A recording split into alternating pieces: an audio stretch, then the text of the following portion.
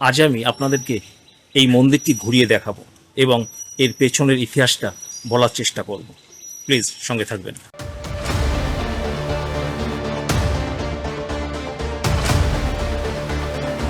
এই মন্দিরটি প্রতিষ্ঠা হয়েছিল 1669 খ্রিস্টাব্দে।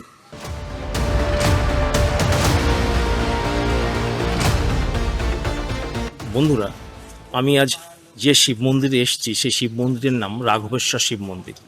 আর এই মন্দিরটি প্রতিষ্ঠা করেছিলেন রাজা কৃষ্ণচন্দ্র রায়ের পিতা রাঘব রায়। তার নাম থেকেই এই মন্দিরের নাম রাঘবেশ্বর শিব মন্দির।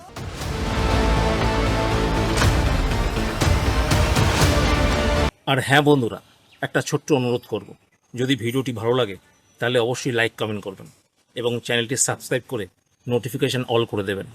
আপনাদের একটা ছোট্ট সাবস্ক্রিপশান আমার মোটিভেশন অনেকটাই বাড়িয়ে দেবে।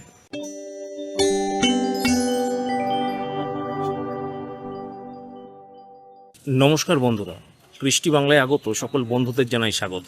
আজ আমি এসেছি দিগনগর। এই দিগনগর হলো নদিয়ার শান্তিপুরের কাছে একটি প্রাচীন জনপদ। শান্তিপুর থেকে এই দিগনগরের দূরত্ব 9 কিলোমিটার। আর এখানেই রয়েছে একটি প্রাচীন জাগ্রত শিব মন্দির।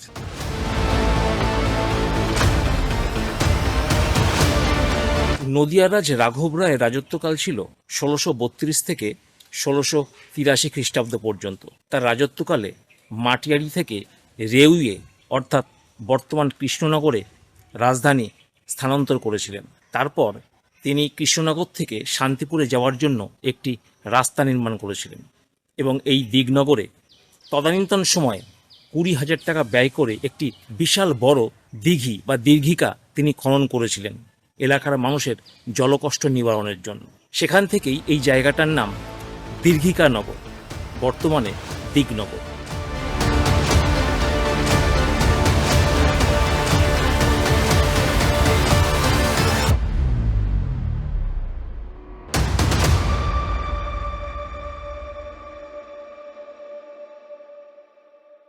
রাঘব রায় এই দিঘিটি খনন করার পর দিঘির পূর্ব পাশে দুটি মন্দির নির্মাণ করেছিলেন এবং একটি অট্টালিকা নির্মাণ করেছিলেন। যদিও বর্তমানে সেই অট্টালিকার কোনো চিহ্নও নেই এবং দুটি মন্দিরের মধ্যে একটি মন্দির ধ্বংসপ্রাপ্ত হয়েছে আর বর্তমানে দাঁড়িয়ে রয়েছে একটি মন্দির, রাঘবেশ্বর শিব মন্দির। আর এই মন্দিরটি নদিয়ার টেরাকোটা মন্দিরগুলির মধ্যে অন্যতম একটি।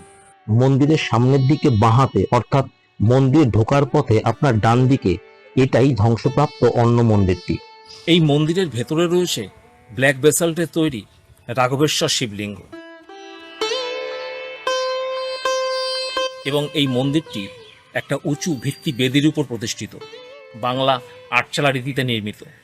এবং এই মন্দিরের উত্তর দিক বাদে বাকি 3 দিকে রয়েছে প্রবেশপথ। মন্দিরটা পশ্চিমমুখী অর্থাৎ এটা পশ্চিম দিকের প্রবেশদ্বার, এটা দক্ষিণমুখী প্রবেশদ্বার, আর এটা পূর্বমুখী। উত্তর দিকে কোনো দরজা নেই। বন্ধুরা, এই মন্দিরের পশ্চিম দিকের প্রবেশপথের ওপরে কার্নিশের নিচে একটি স্লেট পাথরের প্রতিষ্ঠালিপি রয়েছে। চলুন একবার পড়ে নেওয়া যাক। আপনাদের বোঝার সুবিধার্থে আমি শ্লোকটি আলাদা করে স্ক্রিনে দিয়ে দিলাম। শ্লোকটির অর্থ হল 1591 শকে অর্থাৎ 1669 খ্রিস্টাব্দে পবিত্র রত্নাকর সদৃশ দ্বিজশ্রেষ্ঠ ভূমিপালকের প্রধান ও ধীর স্বভাব শ্রীযুত রাঘব স্বচ্ছ তরঙ্গমালা ও নির্মল জলের ধারা সমুজ্জ্বল দিঘি খনন করে তার তীরে সুরম্য মন্দিরে শিবকে প্রতিষ্ঠা করেন। এখানে সোম = 1, নব = 9, ইস্যু অর্থাৎ বান = 5 এবং চন্দ্র = 1 ধরে অঙ্কের বাগামতি নিয়মে প্রতিষ্ঠানকাল 1591 শকাব্দ অর্থাৎ 1669 খ্রিস্টাব্দ। এটা মন্দিরের প্রবেশপথ। প্রবেশপথের সোজা এই রাস্তাটা চলে গেছে দিঘির দিকে। প্রধান প্রবেশপথ থেকে 30 সেকেন্ড হাঁটলেই পৌঁছে যাবেন সেই দিঘিতে।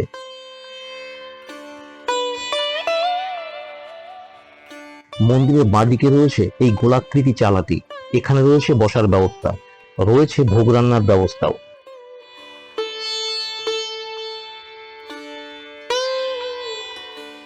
পাশেই রয়েছে একটি বাঁধানো বেলগাছ।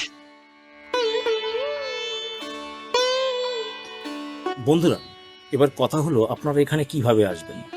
আপনারা যারা শিয়ালদা মেন লাইন হয়ে আসবেন তাদেরকে রানাঘাট আসতে হবে। রানাঘাট থেকে সকাল 6:50 রয়েছে একটি কৃষ্ণনগর লোকাল। বন্ধুরা মাথায় রাখবেন, এই কৃষ্ণনগর লোকাল শান্তিপুর হয়ে কৃষ্ণনগর যায়। শান্তিপুরের পরের স্টেশনই হচ্ছে দিগনগর। দিনে একটা ট্রেনই চলে।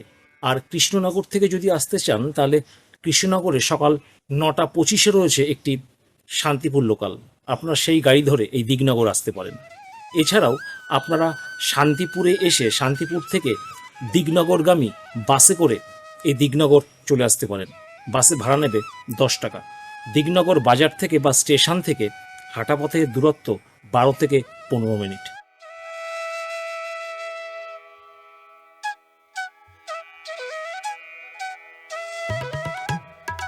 বন্ধুরা, ভিডিওটি ভালো লাগলে অবশ্যই লাইক কমেন্ট করবেন এবং চ্যানেলটি সাবস্ক্রাইব করে অবশ্যই পাশে থাকবেন। সম্ভব হলে ভিডিওটি বন্ধু বান্ধবদের মধ্যে অবশ্যই শেয়ার করবেন। দেখা হচ্ছে পরবর্তী এক নতুন ভিডিওতে। ভালো থাকবেন। ধন্যবাদ।